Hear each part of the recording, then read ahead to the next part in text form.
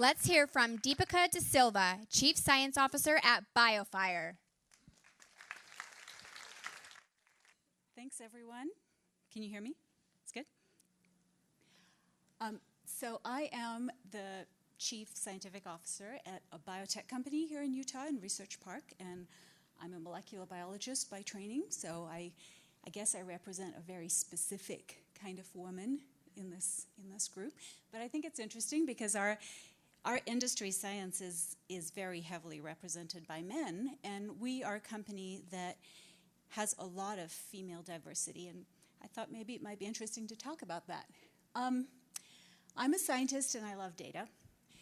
So I just came across this article not too long ago, and I just wanted to share it with you because it really struck me as so interesting. This is a set of data from a study that the Danish did. They collected, Barbara's nodding because she knows the study. They collected data on every Danish person from 1980 to 2013, so it's millions of data points. And they asked the question, what are the patterns that we see that separate women from men in terms of earning and contribution? And when you look at this data, the really striking thing that jumps out to me is children. So on the right, you see the graph, men with children, men without children. Those are two lines that are exactly on top of each other. Men having children has absolutely no impact on their careers and their work life and their earnings over their entire career. If you look at the same graph for women, women who don't have children look a lot like men. And women who have children have this huge child penalty, and it comes up over and over again in every data set that you look at. The second you have a child, the first 2 years after you have that child have a huge impact on your future earnings. And while you recover in that third year and you climb back into the workforce and you start generating an impact in your career, you never close that gap. And this is really important to me because as I'm sitting at BioFire and asking the question, what could explain this discrepancy between how many men and women we have? We all start out with the same amount of talent. You know, we're 50-50 in the workplace. Most people are college educated who apply to jobs at BioFire. So everybody starts out their first 4 years looking identical. And then, bam, you have this huge disadvantage.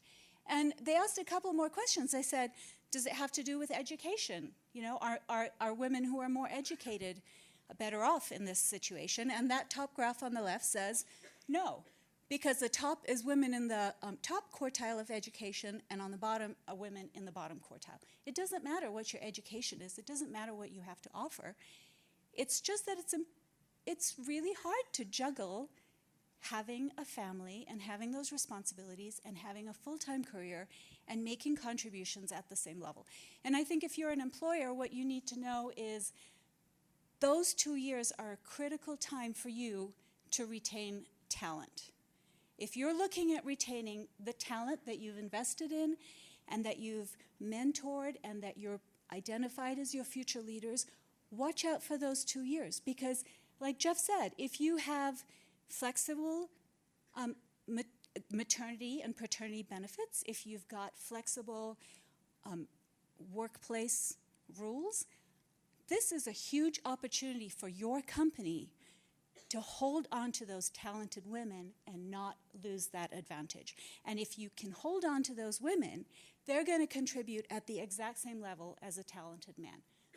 So I like data, I like graphs. This really spoke to me as a compelling argument.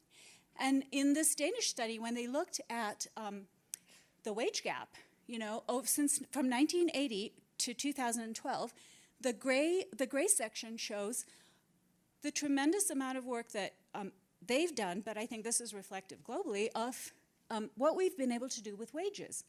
So wages are becoming more equitable. People are really aware that you have to pay the same for the same job, and we're doing a good job bringing that down.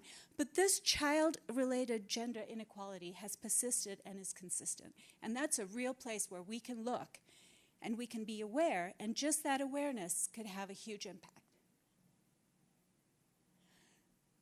So I'm not just talking.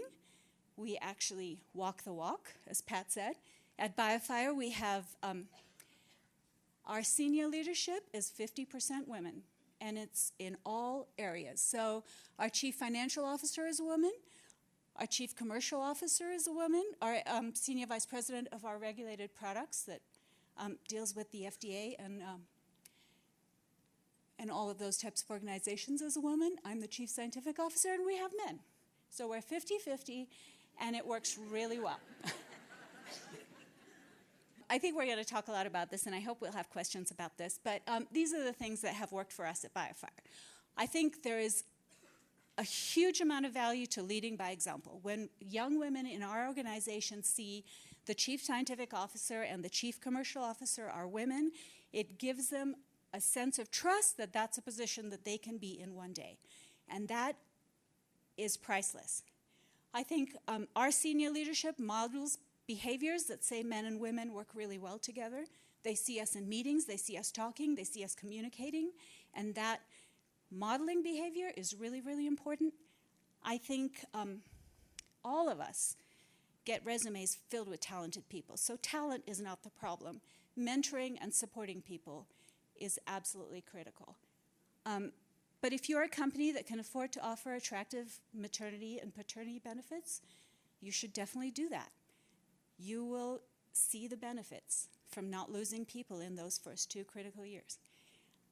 And then keep hiring them at every level, because those young women and those young men are the ones that are going to end up as your senior leadership. So thank you.